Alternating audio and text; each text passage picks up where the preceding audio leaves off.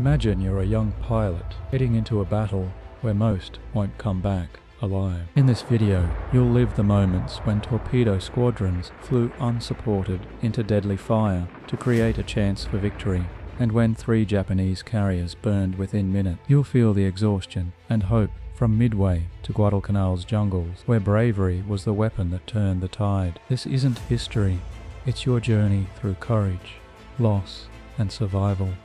So lie back, breathe in the salty sea air, and let the echoes of Midway carry you into a story of sacrifice and survival.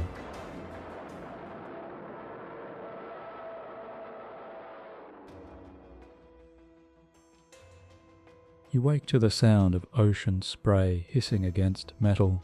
The sky is too clear for comfort, and the air tastes like salt and superstition. Somewhere beneath your feet, deep in the belly of a carrier, someone's cursing over a stuck wrench, while another soul softly hums, Blue Hawaii. You're standing on the edge of everything. On this day, this speck of coral, called Midway, will hold the fulcrum of the entire Pacific War, and nobody around you is pretending otherwise. Every glance carries the same question: is this where it all snaps? The ocean is absurdly calm.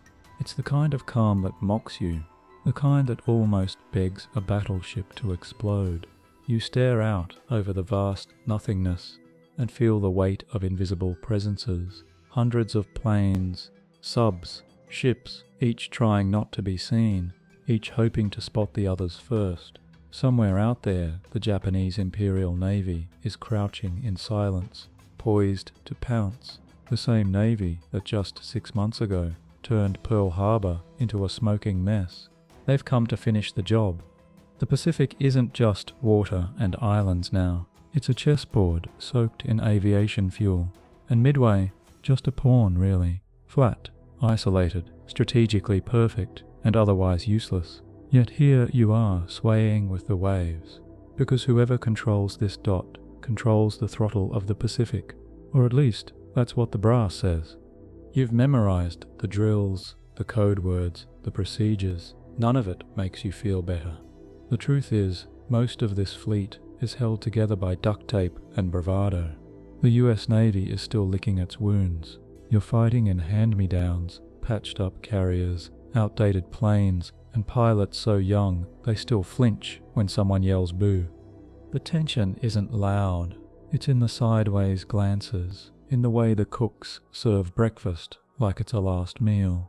It's in the quiet gamble of Admiral Nimitz, who's playing this like a poker hand where half the cards are missing. You're a bluff, an entire fleet pretending to be stronger than it is. And across the water, the Japanese think they're sneaking up on a wounded animal. They don't know you've already spotted their paw prints. Overhead, the occasional plane arcs by a scout, a patrol, maybe just a guy getting a feel for the wind. You trace its silhouette and wonder if it'll be the one to spot something first, or to vanish. Because out here, things don't just get destroyed, they evaporate. There's no cheering, no Hollywood swelling music, just the grinding hum of engines, and the faint whiff of nervous sweat. And somewhere out there, an entire empire is sailing straight toward you, dreaming of dominance. Historians often talk about this part of Midway in military terms: reconnaissance sweeps, deployment vectors, force concentrations. But from where you're standing, it just feels like waiting to exhale, like every breath might be the one before the sky starts falling. You look at the sailors next to you, some chewing gum, some clutching Lucky Charms, others just staring into the blue like it owes them something. No one says it out loud, but the question lingers like smoke. Are we bait? Are we really doing this? And here's the cruel joke. You are. That's the plan. A trap within a trap, and you're the cheese. Only thing is, no one told the mice if the spring even works.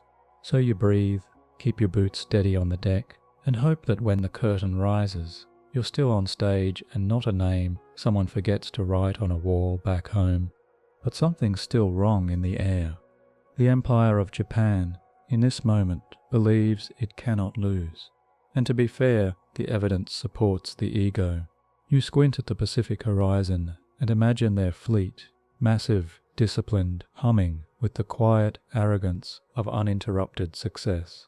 After Pearl Harbor, after the conquest of the Philippines, Singapore, Malaya, the Dutch East Indies, why wouldn't they feel invincible? Their red suns have risen over every outpost they've aimed at. From Tokyo to the Indian Ocean, it's been an 18-month parade of flags, fanfare, and flaming wreckage left behind. Their admirals wear confidence like armor, sipping tea on decks larger than city blocks. Yamamoto himself, the enigmatic grand strategist, sees Midway as his masterstroke: draw the Americans out, crush their carriers, break their will, easy. They've seen it work before. But Yamamoto, for all his brilliance, is playing this next move with a touch of vanity and just enough distance from the battlefield to let the cracks form unnoticed. You try to picture what it's like on one of their ships. The crews there are just as young, just as sea-worn, but their belief is bulletproof. That's the most dangerous kind of enemy, the one that thinks it's ordained. They aren't coming to fight, they're coming to finish. They call it Operation MI, a decisive strike meant to annihilate the last significant opposition in the Pacific, a tactical ballet with a pre-written ending. But as you well know, overconfidence ages poorly, like fish in the sun. The plan is complicated, too complicated. Yamamoto's forces are split into 4 separate groups, strung across hundreds of miles, like pearls on a fraying string. In theory, it's elegant. In practice, it's vulnerable. Each group thinks it knows what the others are doing. Spoiler, they don't. They also assume surprise is theirs. Another spoiler, it's not. Midway itself is barely a dot, a coral atoll with a handful of buildings, some sandbagged bunkers, and a few weather-beaten airstrips. And yet it is about to become the anvil upon which Japan's fate will begin to bend. Not because of what it is, but because of what Japan believes it can't be, a trap. You're reminded of a chess master who sees every angle, but forgets the clock is ticking. The Japanese fleet sails toward Midway with rehearsed precision and zero expectation that their enemy already knows the script. But here's the thing, when you think you're writing history, you forget it has editors. And those editors, a bunch of code breakers in Hawaiian shirts, sipping bad coffee and decoding your battle plans like they're crossword puzzles. The Americans, yes, those underfunded post-Pearl Harbor punchlines, have cracked enough of your code to know the shape of what's coming. Not everything, but enough. Enough to guess where and when the curtain will rise. Enough to get the punch in first. Yet from the Japanese decks, all looks calm. No sign that the Americans are already on the move. No sign that every torpedo they're about to drop is being matched by one pointed back at them. No sign that 4 minutes, yes, just 4, will eventually become the dividing line between their empire's height and the long, painful descent that follows. It hasn't happened yet, of course. Not here in this suspended moment. Right now the Japanese fleet glides forward like a knife through warm butter. And you, still watching from your bobbing carrier deck miles away, can only imagine the clean, terrifying lines of their aircraft carriers. Akagi, Kaga, Soryu, Hiryu, each named like poetry, each packed to the seams with aircraft, fuel, and expectation. They've come to dance, and no one told them the floor is rigged to collapse. This is the apex of Imperial Japan. All teeth, no hesitation. If you squint hard enough, you might even see the banners flutter, the silhouettes of Zero fighters idling like wasps, and the dignified quiet of a navy that has not tasted real defeat, not yet. But Midway, for all its tiny size, is about to become the splinter in their perfect boot. And out here, floating under an indifferent sun, you feel it, not in words, but in the way your stomach drops when the radar pings. The quiet before history stops being hypothetical. Because confidence can be armor or an anchor, and the weight is starting to pull. You lean against the railing, fingers drumming on cool metal, and wonder what exactly counts as ready. The US Navy certainly doesn't look it. Your planes are relics. your decks patched like old jeans, and your pilots, well, let's just say more than a few learned to land yesterday, and yet somehow you're all expected to play your part in stopping the most successful navy in modern history. Good luck with that. The mood isn't defeatist. It's something more dangerous, defiant hope, wrapped in stubborn ritual. You check your gear for the third time. Your boots are 2 sizes too big. Your oxygen mask smells like the last guy who wore it died in it. Your plane, a flying museum exhibit, lovingly referred to as the TBD Devastator. The TBD might as well stand for try being disposable. It's slow, it's under-armored, and every Japanese pilot worth his sashimi knows it's basically a flying duck, just with worse aim. But this is the fleet America has. After Pearl Harbor, everything that floats has been duct-taped together and thrown into the ring. There's a kind of poetry in it, flawed machinery, operated by imperfect men, fighting against a seemingly flawless juggernaut. It's David and Goliath, if David's slingshot misfired half the time, and he kept forgetting which end to hold. You'd think that would inspire panic. It doesn't. Instead, there's a weird, simmering calm, the kind that takes root when everyone quietly accepts the odds and decides to show up anyway. Admiral Nimitz certainly isn't sweating. The man operates like a chess grandmaster sipping tea during an earthquake. He knows he's gambling, knows he's playing with half a hand, but bluffing is part of the strategy. You're here sailing into the maw of history because he believed a trap was better than retreat. The other wild card? Intelligence. Not the stuff you hope your COs have, no, the real kind. The cryptanalysts in Hawaii, half of them fresh out of college and held together by caffeine and spite, cracked enough of the Japanese naval code to give your fleet a whisper of warning. They figured out AF meant Midway. A lucky hunch confirmed with a fake water shortage message. It's not much, but it's enough. That sliver of information lets you get your carriers, Enterprise, Hornet, and the patched-up Yorktown into position just barely, just in time. It's not ideal, hell, it's barely rational, but it's war, and wars are rarely rational. They're mostly just a series of increasingly weird improvisations held together by sweaty resolve. Down below deck, sailors laugh too hard at bad jokes. Some write letters they won't send. Others stare at pictures of sweethearts who won't wait. You think of your own photo, folded in your breast pocket, worn soft from fingers and fear. The air smells of fuel and frayed nerves. You glance at your fellow pilots, kids really most of them, scared, eager, some with hands shaking just enough to make you nervous. But still, they strap in, because that's what they're told to do. And honestly, because doing something, even something suicidal, feels better than waiting. You can feel the gears grinding behind the scenes, plans whispered in map rooms, carrier decks marked with grease pencils, scout planes launched in the darkness like prayers. You're a cog in a machine that barely runs, tasked with destroying a machine that's never failed. Historians like to call this the underdog phase of Midway, but it doesn't feel cinematic here. It feels like standing in a leaky lifeboat while the Titanic does laps around you. You're not naive, you know the odds, you just don't care, because somewhere out there is a fleet that thinks you're broken, and you're about to show them just how dangerous broken things can be. It's the eyes that unsettle you most. Admiral Chester Nimitz's eyes. They don't blink when you expect them to. They just stare, measuring risk like a surgeon deciding where to cut. He doesn't pace, doesn't sweat. He looks at the Pacific like he already knows how it ends. And yet the man is improvising daily. You're riding a tightrope he drew with chalk.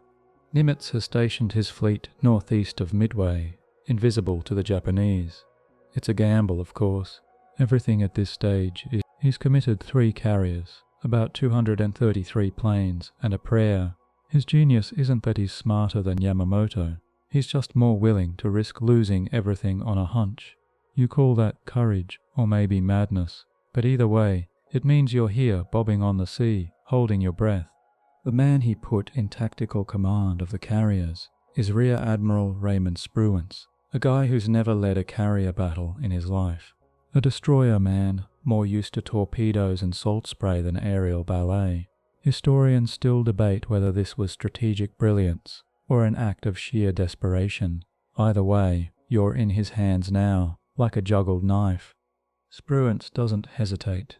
When reconnaissance planes catch shadows on the ocean near dawn on June 4th, he sends out everything he's got. No holding back, no perfect formation, just raw urgency. The air groups from Enterprise and Hornet take off in staggered waves, some still half-fueled, their torpedoes swinging under wings like they might fall off from a strong breeze. You're somewhere in the swarm, just one more shape in the sky. It's chaos, glorious and improvised.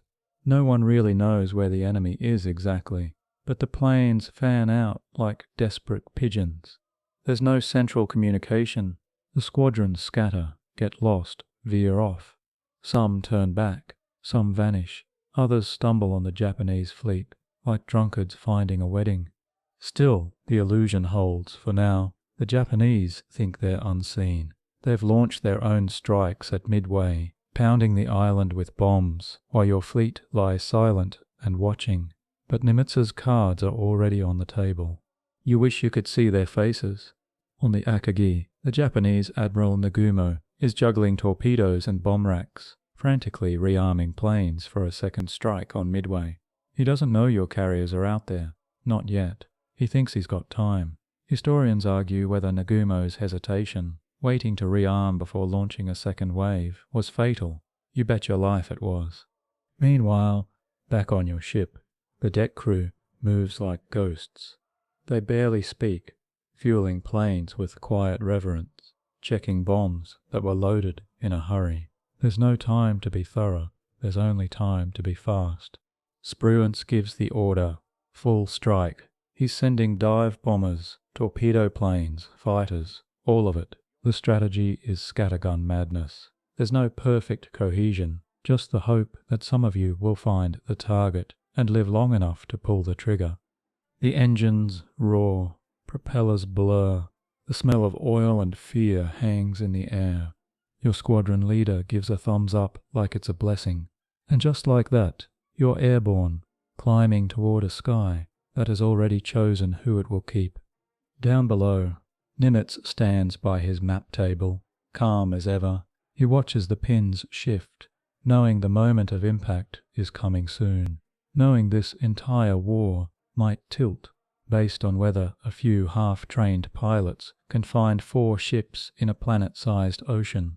It's not a strategy you'd bet your life on, but here you are betting anyway. And up ahead, the trap's jaw begins to quiver. Somewhere on Oahu, while you're buckling into a plane you don't trust, a barefoot cryptographer is heating up yesterday's coffee. He's half awake, mumbling code fragments, and casually saving the Pacific. His name barely makes it into history books, but his cracked fingernails and notepad scribbles are the reason you even know which direction to fly. Welcome to Station Hypo, the Navy's least glamorous weapon. An office of overworked intelligence nerds fighting World War II in pajamas. These guys don't shoot guns, they shoot guesses. And for weeks, they've been swimming in Japanese naval traffic, picking out call signs like gold flakes in a river of static. The prize, AF. The Japanese keep referring to it, like it's the last chocolate in the war's candy box. No one in DC is sure what AF means. The Hypo boys suspect Midway, but suspicions don't win battles. So what do? They fake a message, an unencrypted radio report, whining that Midway's desalination plant is broken. Days later, they intercept a Japanese dispatch. AF is short on water. Gotcha. That single deception confirms the entire Japanese battle plan. It's not much, but in war, a cracked door is better than a locked one. Now Admiral Nimitz knows where the Japanese are going and when. The codebreakers don't cheer. They just move on to the next coffee stain. Back on your carrier. You don't know all this. You just get the briefing. Enemy fleet, likely approaching from the northwest, possibly dawn strike. High risk. What you don't hear is is how many people in Hawaiian shirts made it possible. You won't think of them when the flak starts lighting the sky, but maybe you should. Because here's the thing, this battle isn't just planes and bombs, it's pencils and brains. And behind every dive bomber spiraling into history is a cryptanalyst who decided that a 3-letter fragment meant Midway and not Samoa. Historians argue whether the code-breaking won the battle or merely tilted the odds. But when you're in the cockpit of a flying refrigerator, any tilt helps. The debate continues. Was this an intelligence coup or just a clever guess that worked? You're not sure. But if you're going to die for a guess, it's nice to know it was a good one. And that guess sets the stage for everything. Nimitz places his carriers northeast of Midway, right in the path of the incoming storm. Spruance and Fletcher lead their task forces, blindfolded but slightly less so than the enemy. This isn't divine insight. It's messy, human brilliance, a string of half-certainties tied together by desperate decisions. Now the Japanese think they're launching a surprise attack. Cute. They still believe Midway is unguarded. The carrier's nowhere in sight. Meanwhile, you're flying straight toward them, propeller chopping the air, heart thudding like a drumline. Down below, the sea is quiet. The ships, like you, are playing possum. Carriers steam slowly, keeping radio silence, waiting for the perfect moment to roar. You know the odds. You've heard them whispered in the mess. Most torpedo pilots won't come back. Dive bombers have better luck if they can find the target. You grip the yoke a little tighter. Your squadron is counting on intelligence, on timing, on everything going just wrong enough for it to work. Back in Hawaii, the cryptographers are probably listening in on new Japanese messages, their faces lit by green screen glow. None of them hear your engine cough or feel your lungs tighten as the ocean disappears beneath a low ceiling of cloud. But they are with you, in every course correction, in every coordinate scribbled onto your knee pad, in every inch of this battle that feels just a little too lucky. War isn't won with luck alone, sure, but sometimes a guy with a notepad and too much coffee can change the map more than a whole squadron of zeros. And above the waves, you're counting on that. Because your map, it's written in static, and your next breath may depend on it. Midway, that half-forgotten coral blip, is no longer just a base. It's bait. You know it. Everyone knows it. But the trick is making the enemy believe you don't. From above, the atoll looks harmless, like a waterlogged sandcastle, barely clinging to the surface of the Pacific. A few airstrips, a couple of hangars, one lone seagull that clearly didn't get the evacuation memo. The plan: make the Japanese think Midway is as vulnerable as it looks. Keep your carriers hidden. Let them commit everything to the attack. Then, bam, spring the trap. Classic shell game, with the fate of the Pacific hanging on sleight of hand, and just enough misinformation to lure the enemy into arrogance. You, of course, are the cheese, and you've been carefully positioned where it smells most convincing. While the Japanese fleet creeps closer, Midway's defenders go full theatrics. Reconnaissance patrols buzz the horizon. Anti-aircraft crews check and recheck their gear, not because they need to, but because it fills the silence. Every shovel full of sand on a trench, every awkward joke shouted across a runway, adds to the illusion of a base caught unprepared. But behind that illusion is fury, with a clipboard. The Americans have filled Midway's airfields with B-17s, torpedo planes, old Vindicators, and a handful of Marine pilots who'd fly lawnmowers if you gave them a reason.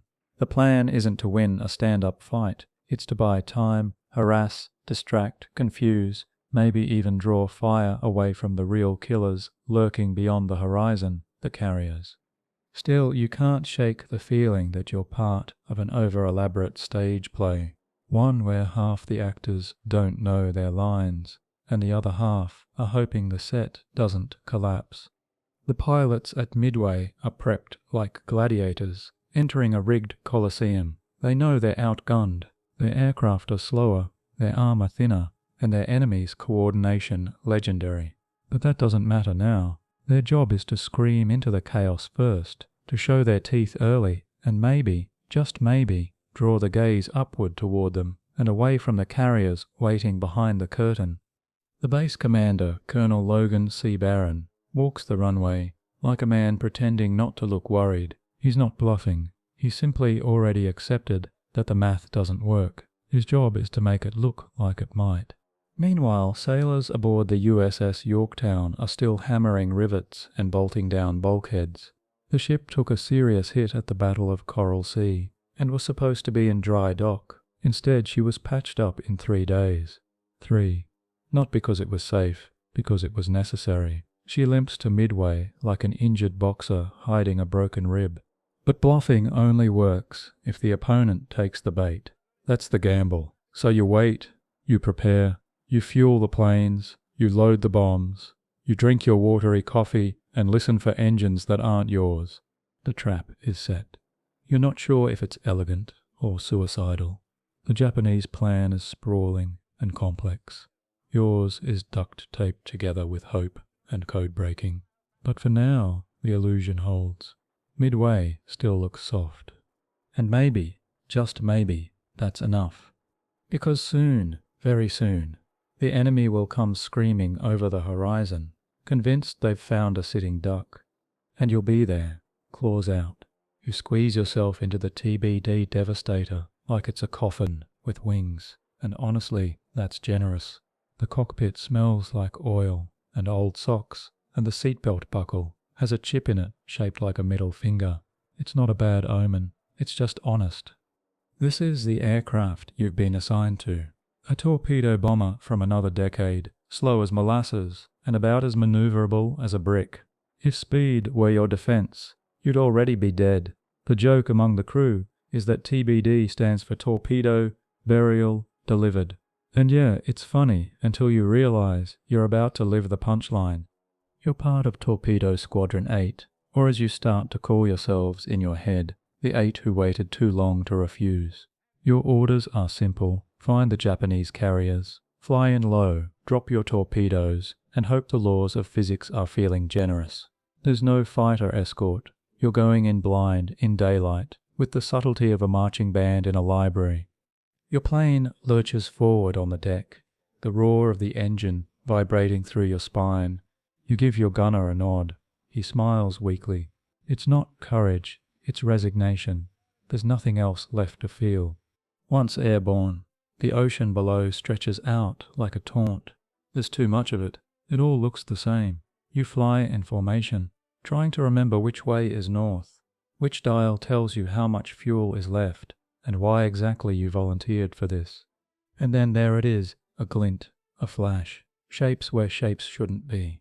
The Japanese fleet, basking in its own arrogance, unaware that you're coming to say hello with a torpedo and a prayer. You want to scream into your radio. You want to call for backup. You want someone, anyone, to see what you see. But you're already committed, so you descend. Slowly, painfully, the altitude drops, the stomach knots. The Japanese Zeros rise from their decks like angry hornets, gliding in like they were waiting for this exact moment. And they were. The first hits come fast. The plane next to you explodes. Not shudders, not veers, explodes. The fireball reflects off your canopy. You duck instinctively. Like that will help. Your gunner opens fire. He might as well be throwing stones. You watch your squadron fall one by one, spiraling into the sea.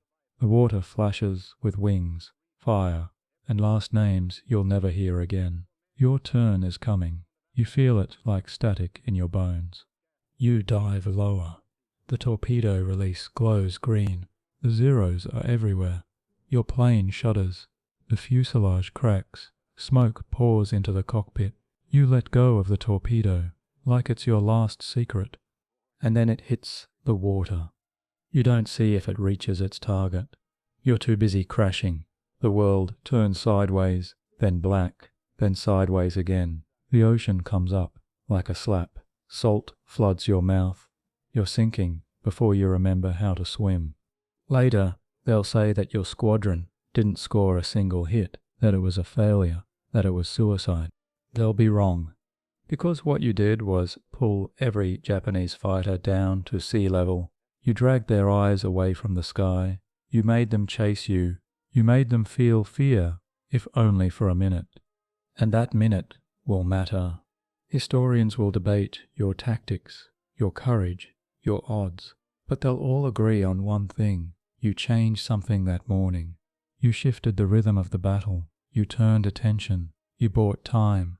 At the bottom of the sea, your aircraft rests quietly, but above the waves, in the skies you cleared without even realizing it, something is coming, and this time it's falling from high. If hubris had a soundtrack, it would be the hum of the Japanese fleet that morning. Everything is going according to plan. Planes are returning from the first strike on Midway. Bombs are being loaded for a second wave. Deck crews swarm like clockwork, clean, efficient, confident. There's even time for a cigarette, maybe two. The sky above? Clear. No sign of American carriers, not even a whisper of opposition. And then Yamamoto's masterpiece begins to unravel, not in an explosion, but in a series of moments. It starts with a scout plane, only one of them late to launch. The Tone, a heavy cruiser, sent its float plane off almost an hour behind schedule due to mechanical issues. That delay, it costs more than anyone knows yet. When the plane finally gets airborne, it fails to spot the American fleet until it's already almost too late. When the scout finally radios back that American ships are in the area, the message is vague. 10 ships sighted. That's it. No mention of carriers. No details. Just a cryptic telegram dropped like a pebble into Yamamoto's pond of assumptions. Ripples form. Questions rise. Nagumo, commanding the Japanese carrier force, is suddenly caught between two half-decisions. Does he rearm his planes for another strike on Midway, or hold them back in case of a carrier engagement? Historically, they call this the moment of do both badly. Rearming is a delicate ballet. Bombs are swapped for torpedoes. Planes are wheeled back and forth. Hangars become tightrope stages of fuel lines and love munitions. And all of it happens below deck, in rooms with no escape, on ships that are basically floating gas stations. What could go wrong? You, of course, are not down there. You're up here, circling with your squadron, searching for any break in the clouds. You're part of the follow-up wave aircraft that should have launched hours ago, but got held back while commanders debated with fate. Down below, the Japanese are mid-shuffle, vulnerable in ways they don't yet understand. Their decks are packed. Their fighters are refueling. Their planes are being moved like puzzle pieces. Everything is in transition, and transition is weakness. Yamamoto, for all his brilliance, is nowhere near the action. He's on a battleship hundreds of miles behind, too distant to react. His fleet's elegant, tiered formation is now a logistical spaghetti of split forces and bad timing. It looked good on paper. So did the Titanic's passenger list. And in this space between the loading of bombs and the realization that the Americans are closer than expected, a window opens. Just a few minutes. That's all it takes. Historians still argue, was it poor timing, bad recon, flawed assumptions? The answer is yes, all of it. The Japanese plan was a symphony that needed flawless execution. What it got was an offbeat drummer, a rusty trumpet, and a conductor standing in the wrong room. Meanwhile, in your cockpit, you still haven't seen the carriers, but you feel them. You feel the moment stretching, fraying, preparing to snap, and when it does, it won't be loud, not at first, just the subtle click of a hinge swinging open. The Japanese are still convinced they hold the cards. They don't realize someone just walked in with a match, and there's gasoline on every deck. The sun breaks through the clouds just enough to make your cockpit feel like an oven. You squint through the canopy, nothing but endless ocean, until suddenly a shadow, then 3, then 4, like monsters exhaling on the surface. The Japanese carriers appear. It's 7 a.m., June 4th, 1942. You're not supposed to be here, at least not yet. Your squadron was scattered, lost, but somehow, by miracle or mistake, you're in position. The Japanese fleet stretches beneath you. Akagi, Kaga, Soryu, and Hiryu, giants lolling in the sun, all busy doing anything but looking up. You radio the others. Static. No response. Doesn't matter. You bank your plane, squint at the altimeter, and prepare to dive. But then you hesitate, because you're not a dive bomber. You're a scout. And the orders are clear. Report. Don't engage. So you turn, heart punching your ribs, and race back toward your carrier group with the news. Someone else will strike. Someone else will make the first move. Meanwhile, down below, on the decks of those Japanese carriers, all is noise and purpose. Planes are being rearmed.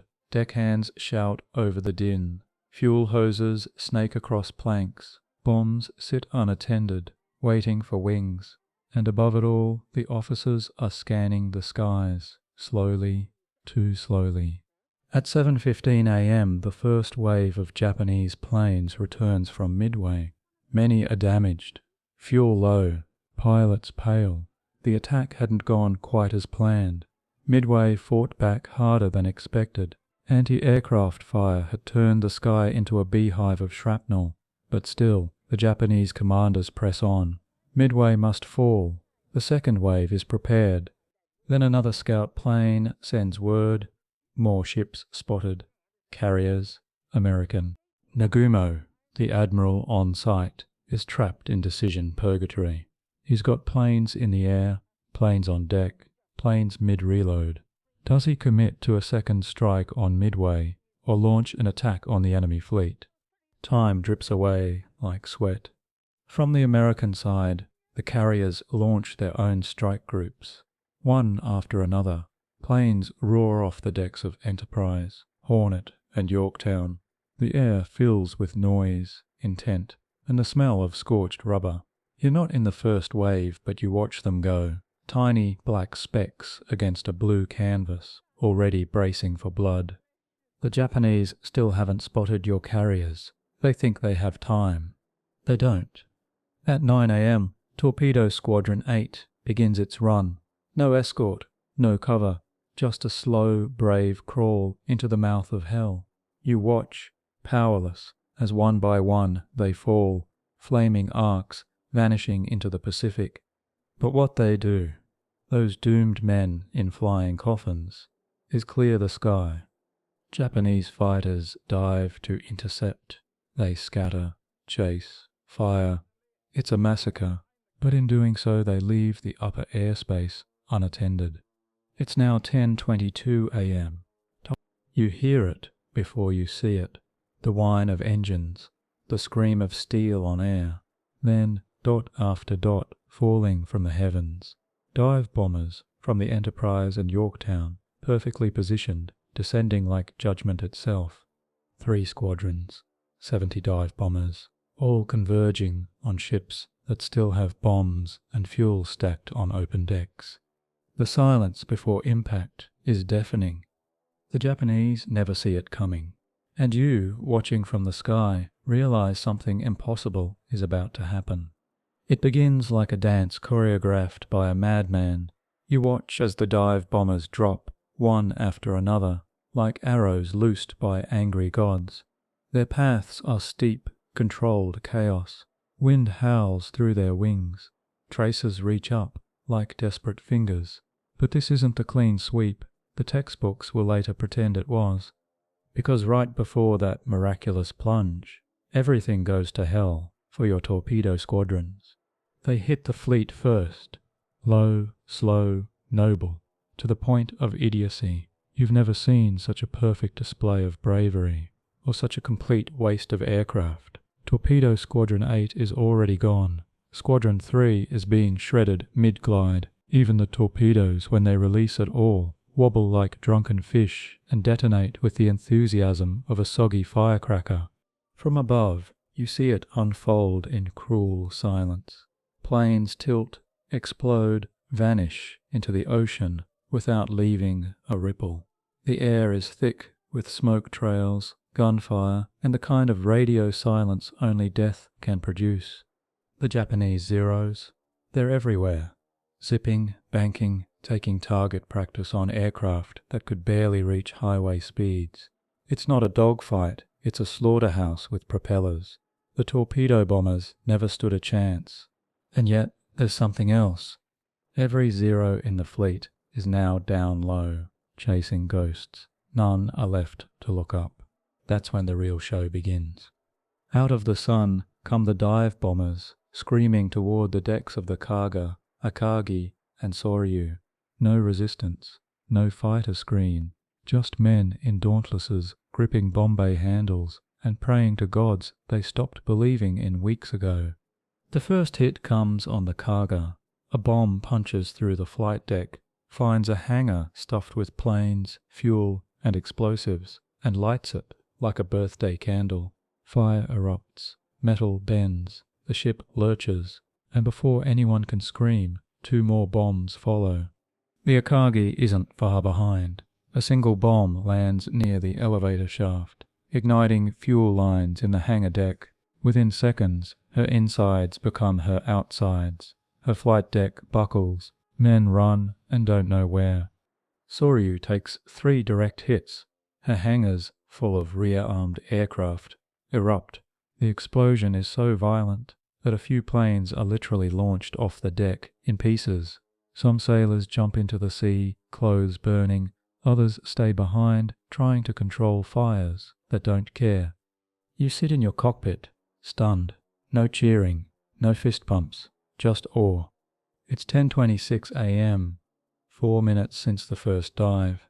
3 carriers crippled, maybe doomed. The 4th, Haru, hasn't been hit. Not yet. But the rest, the pride of the Japanese fleet, burned, broken, or boiling.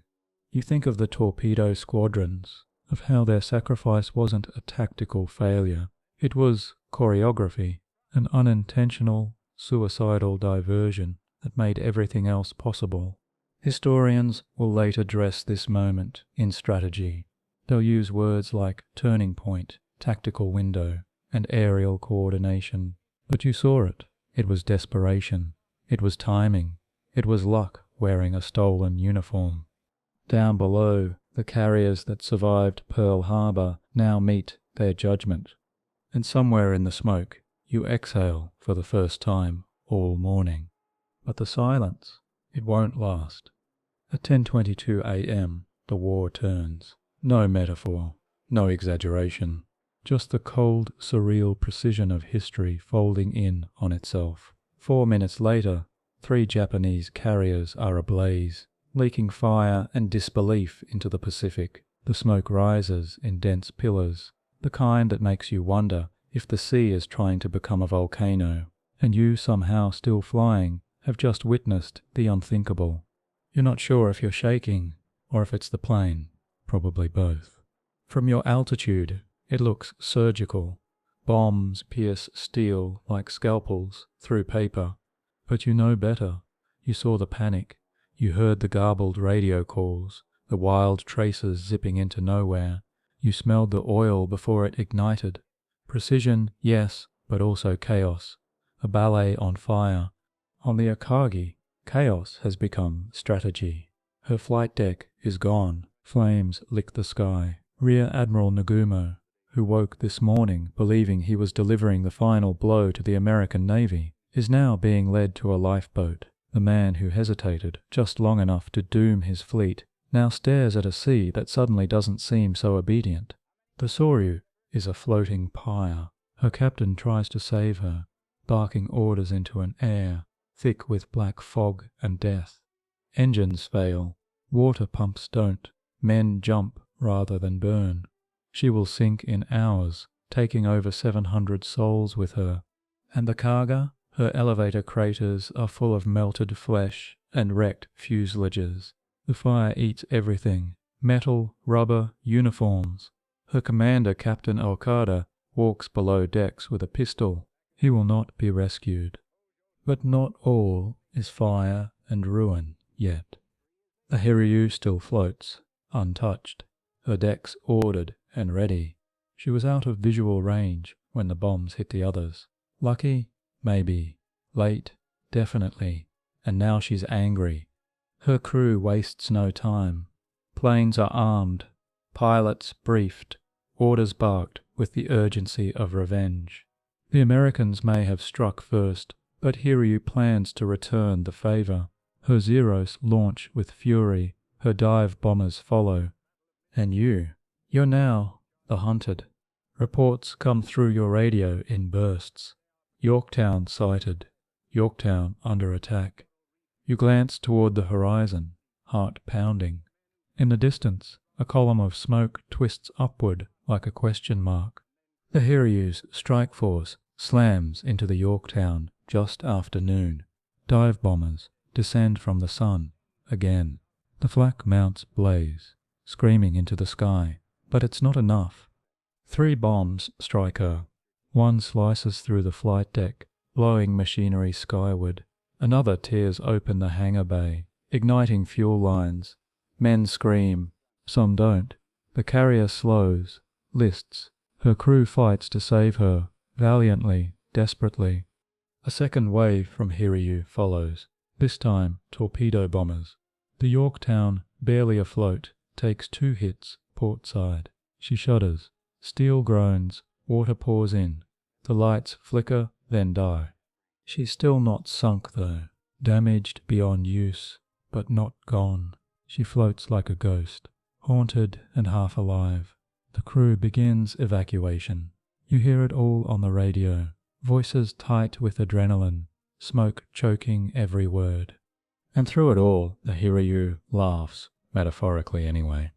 But you know what she doesn't, that your bombers are already in the air, that the revenge she served will be answered within the hour, and when it is, there will be nothing left of her to steer.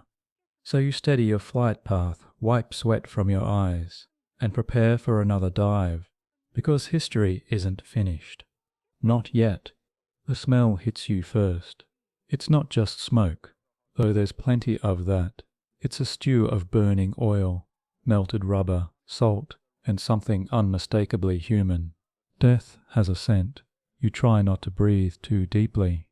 From your altitude, the Japanese fleet is coming apart at the seams. The Akagi is listing. The Kaga lies crooked, her deck ripped like a peeled can. The Soryu has all but vanished beneath the waves. What you don't see is the panic. Sailors sprinting, shouting, trying to do something, anything to stop the inevitable.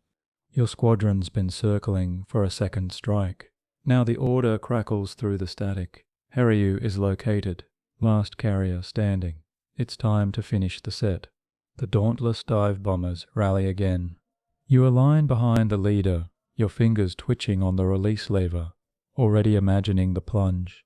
The sky is unnervingly quiet, too quiet. You half expect the Zeros to swarm again, but they don't. Most were spent covering Hiryu's earlier attack on Yorktown. The sky is open, and so with the clouds thinning around you and the sun slanting across the Pacific, you dive. The wind becomes a scream. The altimeter tumbles. Your stomach hovers somewhere near your throat. You keep your eyes locked on the grey sliver of the Hiryu's deck as it grows, widens, begs. Then, release. The bomb falls away. You pull back, muscles straining against the G-forces. A second, 2. You twist just in time to see the impact. Direct hit. The explosion fans upward in a rush of orange and black. A second bomb lands mid-deck. Then a third. The Hiryu shudders, spews debris, and goes silent. For a moment, the carrier just smoulders, but fire is a hungry thing. Below deck, fuel lines crackle, munitions warm, and fire control teams choke on smoke. Within minutes, the deck is a furnace. Planes ignite where they sit. Pilots sprint and stumble. Officers bark orders that vanish into flames. The 4th carrier, Japan's last hope in this battle, is mortally wounded. You climb higher, circling, watching her die. It's slow, dignified, in a way. No wild detonations. Just creeping, inescapable ruin. The ocean turns black around her. Sailors begin leaping overboard. Some try to fight the fire. Others just sit, stunned. This is it. The heart of the Japanese carrier force. 4 carriers that once carved across the Pacific like gods are now crippled, burning or sinking. In 4 minutes, 3 were gutted. In a single follow-up strike, the last was silenced. You almost want to feel triumph. But all you feel is numb, because you remember what it took to get here. The torpedo squadrons sacrificed, the desperate radio calls, the smoke still curling from Yorktown's wounds, the knowledge that even in victory, the ocean doesn't give you back what it takes. You hear chatter in your headset, reports confirming the kill. The fleet begins to turn away. Midway has been held, the threat deflected. The war, they'll say, has turned. Below you, the Hiryu lists slowly, a metal cathedral collapsing into the sea. Her crew clings to the rails. Her captain refuses to abandon ship. Hours later, she'll be scuttled. Her crew scattered across the ocean like dark confetti. And you, circling above, begin to realize what this means. The Empire of Japan, once unstoppable, divine, invincible, just lost the core of its naval air power in a day, because of 4 minutes. The clouds begin to gather again. The ocean turns steely. The radio crackles with new orders, but you can still see the flames, and they're not done talking. The ocean quiets, just long enough to trick you into thinking it's over. 3 carriers are dead.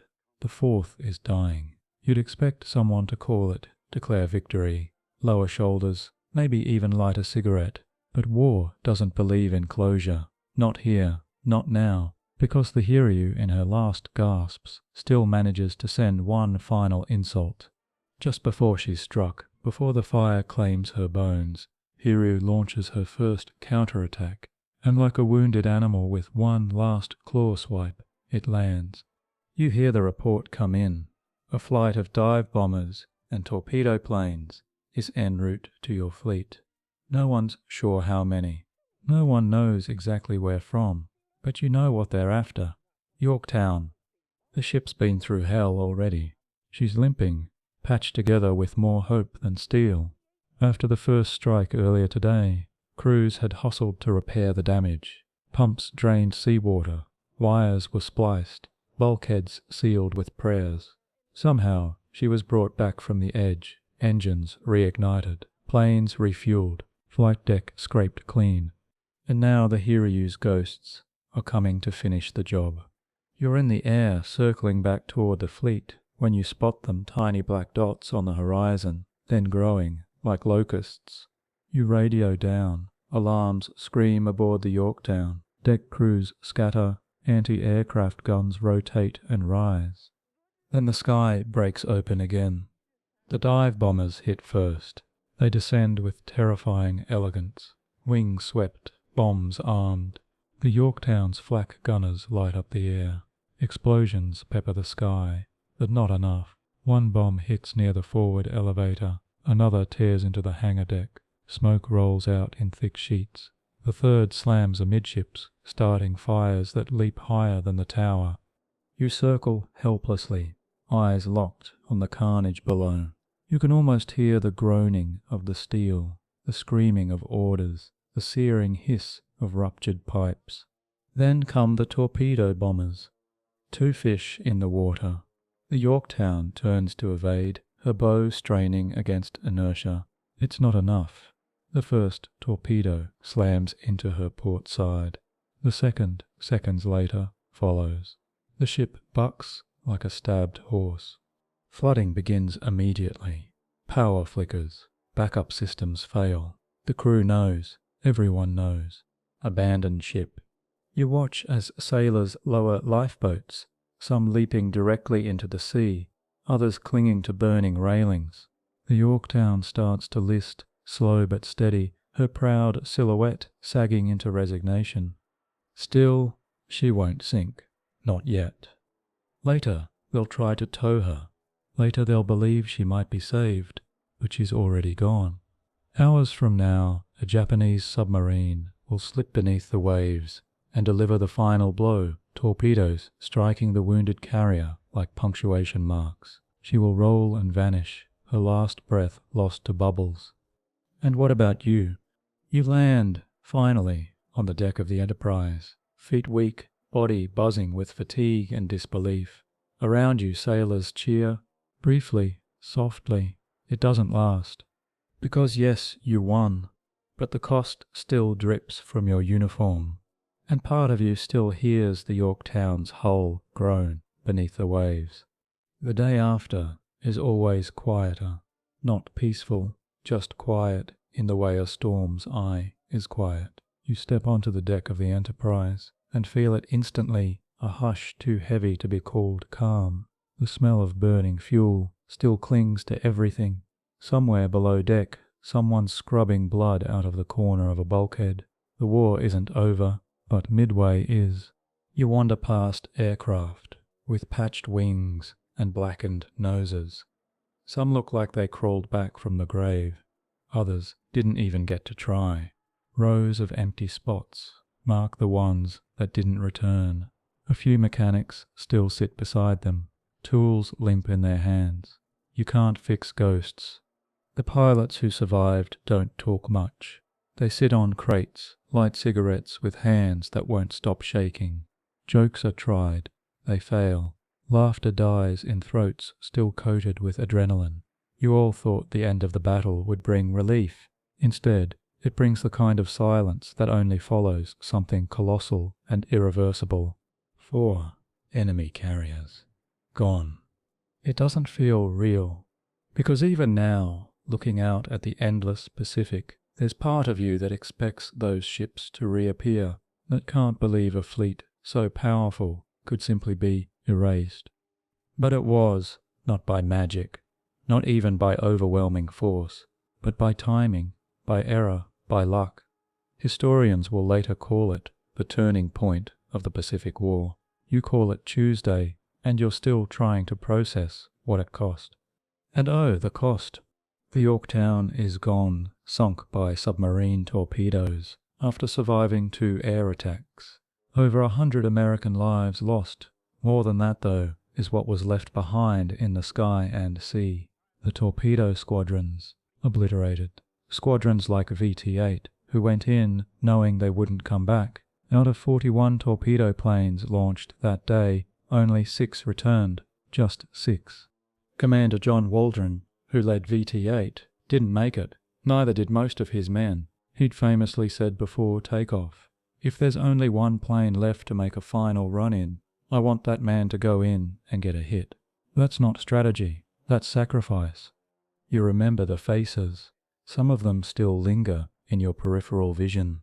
There's no ceremony for them yet, just the soft lapping of waves against steel, and the way no one mentions their names too loudly. But even as you mourn, something else begins to flicker in the edges of conversation. A shift. Because the Japanese, those gods of the Pacific, those unstoppable, precise war machines, have been dealt a wound they cannot explain. 4 fleet carriers lost, over 300 aircraft destroyed, hundreds of their most elite pilots gone, and perhaps worst of all, the illusion of invincibility shattered. You don't know it yet, but this will change everything. From here, they'll fight more defensively. They'll hesitate more. Their plans will shrink. Their fleet, once bold and sweeping, will limp into the next phase of the war. And you? You've survived the moment that made that possible. The brass comes around eventually. Medals are handed out. Speeches made. Reporters scribble things like courage and triumph. You just try to sleep without hearing engines dive. There's talk of shifting the strategy now, taking the offensive, of Guadalcanal, of pushing west, of bringing the fight to Japan's doorstep. But all that comes later. For now you sit beneath a gun turret, eating canned peaches, and wondering how long until the ocean forgives you. Because it gave up a victory today, but it took too much in return.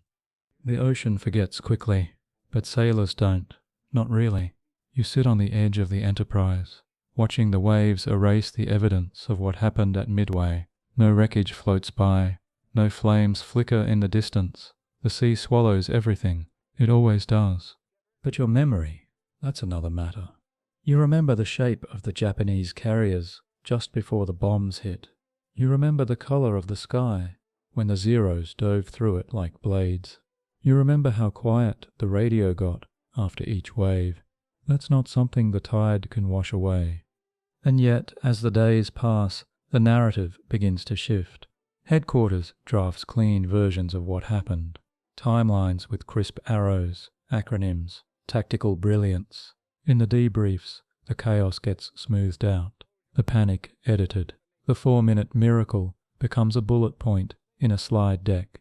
You sit in on one of these sessions, listening to officers dissect a day you barely survived. They talk about target acquisition, strike windows, damage assessments. Nobody says screaming. Nobody says smoke in your lungs. Nobody says his plane didn't make it back and I don't know why. That's the thing about history. It gets tidy. The brass is elated.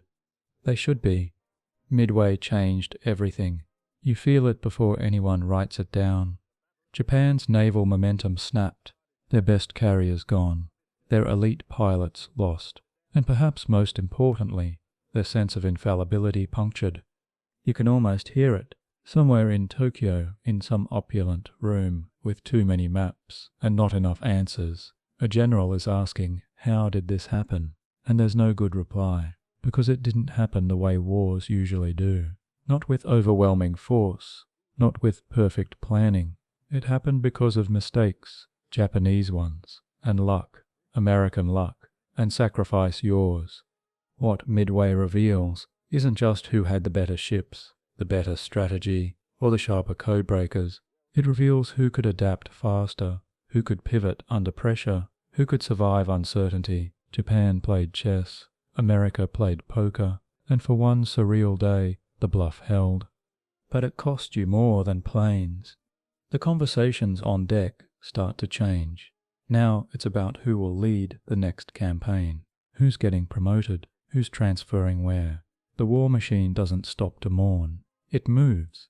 And yet something else is happening, something you can feel in your ribs. The tide has turned.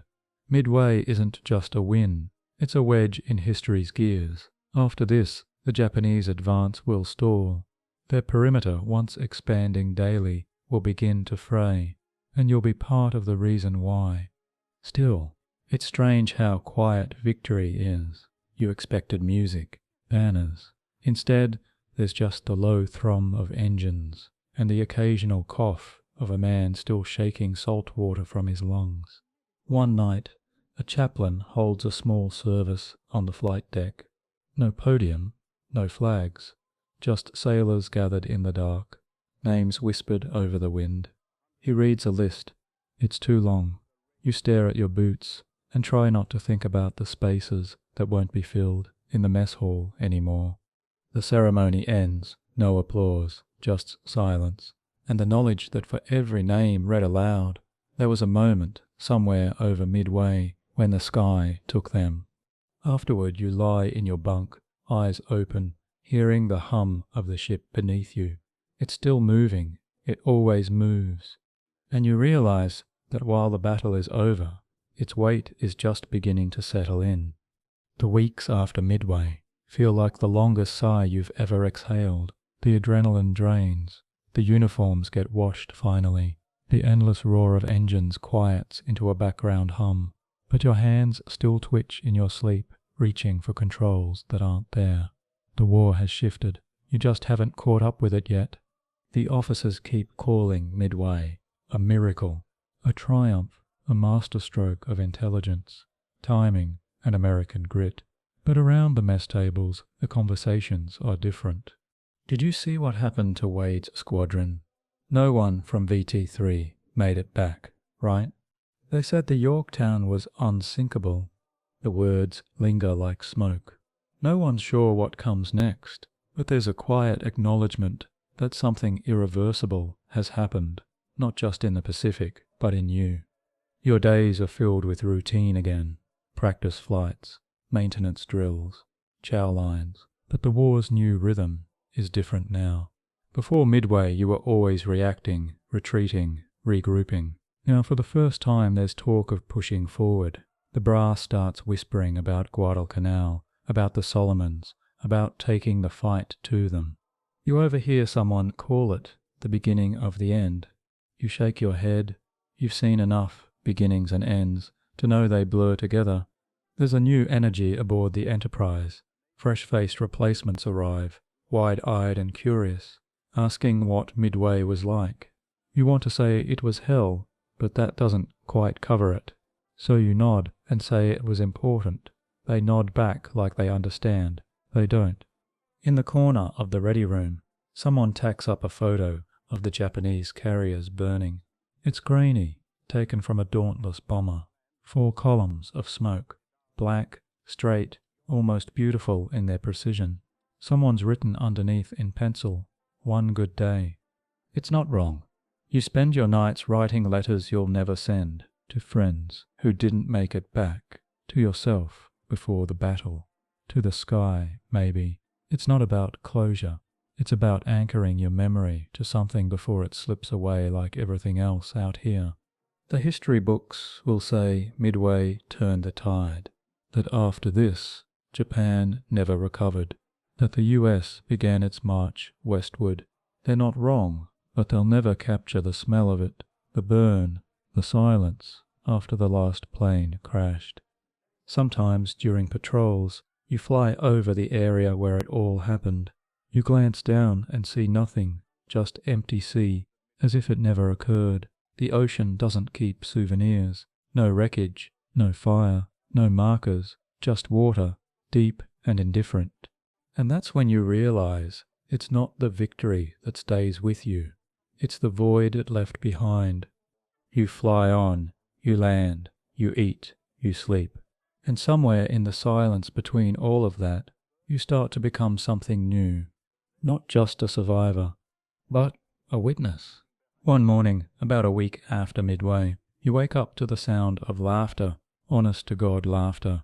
It's jarring, too loud, too real. You rise slowly, like your body doesn't trust that sound anymore. Down in the galley, someone's telling a story. Something about a jammed bomb that refused to drop. The pilot had to rock his plane like a cradle until it finally fell. It didn't hit anything, of course, but the way he tells it, you'd think he saved the whole war. Everyone chuckles, even you, because that's what people do after surviving the edge of something colossal. They try to fold it back into something human. Life aboard the Enterprise begins to normalize. Planes are fixed, briefings resume, and soon enough you're running practice sorties again, this time with brand new pilots whose uniforms still have creases. You're now the seasoned one, apparently, a walking relic of a battle that happened last week. They ask you what it was like. You shrug, loud. They don't press. They get it. Still, the rest of the world moves on faster than you'd expect. Midway makes the headlines. Decisive American victory, the papers scream. There's a photo of Admiral Nimitz, half smiling, with a cigarette he probably never lit. Roosevelt gives a speech. Radio broadcasters call it the Revenge of Pearl Harbor. Congress cheers. Patriotic songs play a little louder on the ship's radio. But the sailors and pilots, you remember the parts they leave out. The cloudless sky that suddenly wasn't. The radio silence when Torpedo 8 didn't come back. The way the Yorktown groaned like it knew what was coming. You hear rumors that Japan isn't done, that they'll regroup, that they'll strike somewhere else. You believe it. Midway was a punch, but the war is a series. No one thinks it's over. But now, for the first time, people believe it can be won. And that belief changes everything. You notice it in the way officers walk the deck now, less hunched, more measured, in the new playfulness of the mess hall, in how your crew chief hums again when he refuels your plane. The tension hasn't vanished, but it's evolved into something you might call hope. It's a dangerous word. too delicate for war. But you cling to it anyway. You spend one evening watching the sun drop into the Pacific. It looks like fire, like one of those burning carriers frozen in the sky. You wonder what's left of them, of the Akagi, the Kaga, the Soryu, the Hiryu. Probably nothing, just twisted steel resting in the quietest graveyard imaginable. But you were there, and that makes you part of the story, even if you didn't write it, even if no one ever reads your chapter. Later that night, someone leaves a note taped to the ready room wall. No signature, just 6 words scribbled in grease pencil. We were lucky, never forget that. You read it once, then again, then you nod, because that's what it was. Not destiny, not genius, just luck. And too many people who didn't make it to see it. Orders come down 2 weeks after Midway. Prepare to move south. Guadalcanal, Tulagi, the Solomon Islands. Names that meant nothing last month now fill the air like prophecy. The war, which had always felt like something chasing you, is now something you're chasing. It's a strange reversal. You sit through the briefings, watching the maps change. Arrows point west now, not east. For the first time in months, the United States isn't retreating. It's choosing the direction of battle. The brass calls it momentum. You call it terrifying. Because here's the truth. They don't print in the newspapers. Midway didn't end anything. It revealed what the war was going to demand. And now you understand deeply, viscerally, that it's going to demand a lot more. You're issued new gear, and for a moment you think someone's made a mistake. Everything is crisp, clean, untouched. It looks wrong. After Midway, everything should be dented, oil-stained, haunted. But maybe that's the point. New men arrive, replacing the ones who didn't come back. They're younger somehow. You don't remember being that young. They ask you things like, "What's it like?" And do they scream when they go down? You don't answer. You just nod toward the planes and say, "Hope you like noise." The Enterprise gets a new coat of paint. Symbolic, someone jokes, as if color can hide trauma. At night, the mood is quieter. The laughing has tapered. There's no more ceremony in surviving. Everyone's thinking about what comes next. You catch yourself staring at your reflection in the wing of your plane, trying to recognize the person looking back. You can't. Not completely. One afternoon, during maintenance, you find yourself humming. It takes you a minute to realize. It's the tune the chaplain sang during the Midway Memorial. That low, weird hymn that sounded like the ocean trying to apologize. You stop mid-verse, suddenly aware of how deep into your head the war has sunk. The propaganda reels come aboard next. Grainy film footage of Midway's aftermath, burning ships, proud sailors, flags waving. You watch it with the others in the mess, the projector humming like an old man breathing. No one says much. The film makes it look so clean, so purposeful. You think about the torpedo planes again, about how none of them are in the footage. No one films the ones who didn't make it to their targets. It's easier to tell a story with heroes that land. You write a letter home, just one line. We're going west. You don't explain what that means. You're not sure you could, but the direction itself carries enough weight. West means counterattack. West means jungle. West means new names for islands you'll learn to hate, and others you'll try to forget. Still, you board the ship, stow your gear, and check your flight roster. Your name's on it again. Of course it is, because Midway may have bought you a new phase of the war. But the war, it hasn't bought an ending yet. The Enterprise sails south, leaving behind the watery grave of Midway like a closed chapter with pages still smouldering. Your boots scuff the deck, the same way they did before the battle, but something's shifted beneath the surface of the war, of the crew, of you. You hear the name Guadalcanal more often now. At first it sounds like a joke, another strip of jungle and beach no one cared about 6 months ago. And now it's a domino in some admiral's grand strategy. But strategy doesn't keep you dry, and strategy never sees the men it buries. You read the briefing packet 3 times, and still can't remember where the Solomon Islands are without tracing a finger on the map. South of Rabaul, east of nowhere, right in the middle of too many Japanese patrols. And yet, you feel the pull. The shift from defense to offense is more than a tactical change. It's spiritual. You're not just holding the line anymore, you're pushing. And with that comes a sickening clarity. You're going to see a lot more killing. Maybe do some of it yourself. The rookies on board still smile too often. They play cards and flirt with the nurses when they dock. You don't blame them. You just can't join them. Not after seeing what happened to the ones who used to sit in those same chairs. The war is a carousel, and you're not sure how many more spins you've got before you get thrown off. Still, the mission approaches. Planes are loaded, jungle kits packed, anti-malaria meds distributed like candy. Your crew chief hands you a new sidearm, just in case you land where you shouldn't, he says. You nod. No one jokes about crashing anymore. There are whispers among the officers that Japan is stretched thin, that the Midway blow has left them rattled. Intelligence says they'll have fewer carriers in the Solomons, fewer ships, fewer experienced pilots. But fewer still means some, and some is all it takes to die. In quiet moments, you find yourself staring at your hands again. Same fingers, same knuckles, but they feel older, like Midway aged you 5 years and 5 hours. Your dreams haven't caught up yet, though. They still replay the dive, the plume, the burning ship turning in the sea, like a wounded animal. You write home again, this time more than one line. You talk about the sunsets, how they're too beautiful to belong in a war. You say you're fine. You lie. You mention friends who transferred, which is easier than saying what actually happened. The letter smells like oil by the time you seal it. The night before deployment, the captain gives a speech. It's short, no metaphors, just facts and expectation. When he finishes, someone shouts, "For Midway," but the cheer doesn't catch. Not because it wasn't true, but because no one wants to wake that ghost too loudly.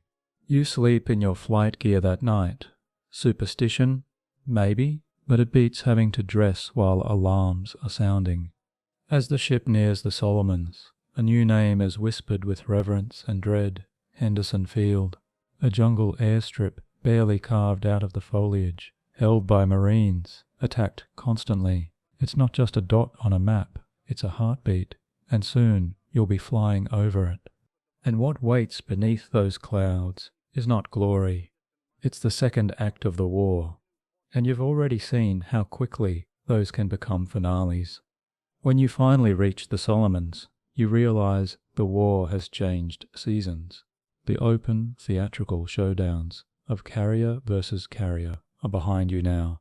What's ahead is something murkier, messier, jungle rot and daily air raids, close combat and unclear victories. Welcome to Guadalcanal, where the war stops being epic and starts being personal. From above, it's hard to believe this patch of green chaos is the center of the universe. Henderson Field looks like someone sneezed a landing strip into the jungle. Dirt runway, half-finished revetments, sandbags that look like they were stacked by sleepwalkers. And yet here you are, circling in for a landing like it's the capital of the world. The moment your wheels hit the ground, the air changes. Literally, it's thick, humid, and buzzing with insects that seem personally offended by your presence. You taxi past Marines who haven't shaved in weeks and don't care if you notice. There's no saluting here, no polish, just survival. You unload, you refuel, you swat mosquitoes the size of hummingbirds. And then, just like that, you're part of the Cactus Air Force, an awkward name for a terrifying job. Your mission: keep Henderson Field alive, drop bombs, dogfight zeros, harass supply lines, and try not to catch malaria. Your first few missions blur together. You fly through storms so dense they feel like wet cloth. You shoot at shapes and hope they're enemies. You dive through flak that looks like it was fired by someone with a grudge. At night, Japanese bombers scream overhead. You lie awake listening to explosions, trying to guess how close each one is by the way your cot shivers. You learn the rhythms of jungle war fast. Breakfast is powdered eggs, and whatever didn't rot overnight. Showers are optional. Mail arrives late, if at all. And the only constant is the smell: sweat, gunpowder, wet leaves, and something always faintly burning. But the worst part, the waiting. You spend hours in a dugout, listening for the drone of incoming aircraft. Sometimes it's nothing, sometimes it's everything. And when the alarm sounds, you sprint to your plane like the devil's 2 steps behind. Half the time you take off not knowing what you're chasing. Recon, Zeros, Betty bombers. You find out mid-air, usually when something shoots at you. Still, there's a strange pride in this chaos. Midway was legend. Guadalcanal is grit. Every day you hold the airfield, you punch a hole in Japan's armor. Every sortie, every skirmish, every sleepless night, it's all part of the slow, ugly grind that wins wars. You watch new pilots arrive with clean flight jackets and that special kind of hope that hasn't met reality yet. You give them advice that sounds like superstition. Never fly the same pattern twice. If your wingman's too quiet, he's gone. Keep something to chew on during raids. It stops your teeth from chattering. They nod. They'll learn. Some of them will survive long enough to understand why you said it. And through it all, the myth of Midway follows you like a shadow. Everyone here knows what happened. The turning point, the miracle, the day the tide turned. But here, in the mud and heat, it doesn't feel like a tide. It feels like a trench. One that you dig a little deeper every day with your propeller and your sweat. One night, during a lull, a Marine passes you a bottle and asks what Midway was really like. You start to answer, but stop. You just take a sip and say, louder than this. And for once that's enough. By late October, the air above Guadalcanal feels cursed. You're flying almost every day now, sometimes twice. The Zeros come in waves, like angry wasps with no queen. The bombers follow them, mostly at night. The Japanese haven't given up, not even close. They want the island back. Henderson Field is their obsession, and you're just a mosquito bite on their grand strategy. Small, annoying, and impossible to ignore. But here's the twist. They're starting to lose altitude. Not literally, spiritually. Their pilots, once arrogant, precise, legendary, are now tired, erratic, even reckless. You see it in their maneuvers. The tight rolls that used to evade you now end in sloppy dives. Their formation discipline, shot. Their attacks still sting, sure, but they don't dominate anymore. The rumor is that they're losing experienced pilots faster than they can replace them. You remember how that felt after Pearl Harbor. Now it's their turn. The air over Guadalcanal has become a meat grinder, and both sides are feeding it daily. But for the first time, they're blinking first. The turning point from Midway wasn't just strategic, it was psychological. The myth of the untouchable Japanese Navy has unraveled. The Cactus Air Force has teeth now. You've got better tactics, better reinforcements, and though you'd never say it aloud, a bit of swagger. You share a tent with 2 pilots from another squadron. One is quiet, the other never stops talking. The quiet one doesn't come back from a dawn patrol. The talkative one cries without sound, then volunteers for the next flight. No one calls him brave, you just nod. You start keeping a journal, not for posterity, just to track the days. Each entry is short. Flak heavy today, 2 kills, repaired landing gear, saved chocolate bar. Sometimes that last line matters most. A chocolate bar untouched is proof you lived another 24 hours. And yet, in all this grime and grit, you feel something shift inside you. Not pride exactly, not even courage, just clarity. This is your war now. Not just the explosions and dogfights, but the waiting, the endurance, the stubborn, unglamorous refusal to give in. One afternoon, You fly a solo recon mission. Clouds low, visibility awful. You spot a Japanese destroyer slipping through the slot. You radio it in. 10 minutes later, dive bombers scramble. You guide them in. They hit it. The thing goes up like a firecracker. And for the first time you realize you didn't feel fear. Just focus. Just function. That night, a chaplain holds another service. Smaller this time. No names, just a few words, over the sound of insects and distant gunfire. You bow your head, not out of faith, but habit. Someone reads from a worn Bible, another sings off-key. It doesn't matter. The ritual holds. Afterward you stare up at the stars and wonder how many people out there know what happened at Midway. You wonder if they understand what it started, how it didn't end the war, but it showed you how to keep going. And tomorrow, you'll fly again, because that's what victory looks like. Not a flag raised. Just one more takeoff. December arrives like a stranger with muddy boots, uninvited, worn out, and eerily quiet. The monsoons roll over Guadalcanal, drenching everything, including whatever illusion you had left of clean uniforms or dry socks. The jungle breathes, it waits, and for the first time in months, you think this might actually be the beginning of the end. You've flown so many missions now that your hands move before your thoughts do. Start the engine, test the flaps, whisper a quick something to nobody in particular, take off, shoot, land, repeat. The war has become a pattern, but not a boring one, just familiar, like a bad habit you can't quit. Henderson Field still stands, though it looks more like a swamp than an airbase. Somehow, your plane hasn't sunk into the runway yet. That's a small miracle. The bigger miracle? The Japanese are pulling back. The last reports say their convoys are smaller, their fighter presence thinner. The Tokyo Express, the nightly run of destroyers resupplying their forces, has gone from bold to desperate. You'd intercept them now with practiced ease. You don't even flinch when the flak lights up. You're not brave, just numb. And that's the story of this final stretch, a slow fading, not of action, but of fear. The panic that ruled the skies after Pearl Harbor is gone. Midway broke their momentum. Guadalcanal snapped their supply lines, and now they're leaking strength.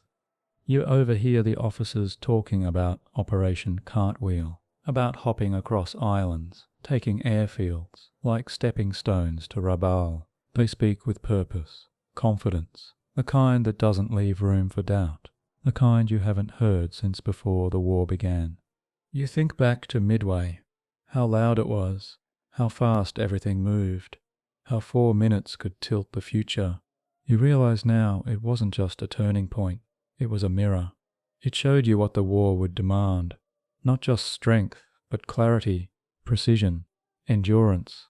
You've known boys who craved medals, others who counted kills. You've seen them brag, then fall apart. But the ones who last, the ones still flying beside you, they're the ones who learned how to keep going even after the adrenaline wore off. A few days before Christmas, mail arrives. Somehow, against all odds, you get a letter from home. Your mother writes that she lit a candle for you on Thanksgiving. Your sister drew a picture of your plane. It looks like a duck with propellers. You hang it by your bunk, like a relic. Another pilot reads a letter aloud. His girlfriend got engaged to someone else. Everyone laughs. He laughs. Then he flies a perfect mission the next day. That's what passes for resilience out here. Then, on a misty morning that smells like mold and gunpowder, the order comes down, stand down, patrols cut, strike missions paused, the Japanese are evacuating Guadalcanal. You stare at the message, you don't cheer, you don't speak. You just sit on the wing of your Dauntless and breathe. For once, no one's shooting. And in that silence, something shifts. Not the end of the war, God no, but the end of something. The end of always losing. And the beginning of a fight you might actually finish. The engines have cooled, the decks are quiet, and the Pacific, once torn open by fire and ambition, rolls gently beneath the stars again. You sit alone on the edge of the airstrip, boots caked in red mud, watching the jungle exhale. The war isn't over, you know that. There will be other islands, other skies, other names carved into headstones. But Midway was the day the tide turned. It wasn't a climax, it was a reveal. A glimpse at what happens when arrogance meets weathered steel, when precision meets chaos, when 4 minutes rewrite history. And you were there. You didn't ask for this. No one ever does. But you flew the mission. You walked the deck. You watched the horizon eat 4 enemy carriers and keep the secret. The silence now isn't just relief, it's recognition. You saw the cost, and you're still here. So close your eyes. Let the hum of propellers return. Let the salt dry on your lips.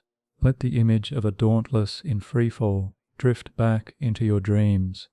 And if somewhere in the night you hear the distant call of an engine, don't worry. It's just the sky, remembering you were there.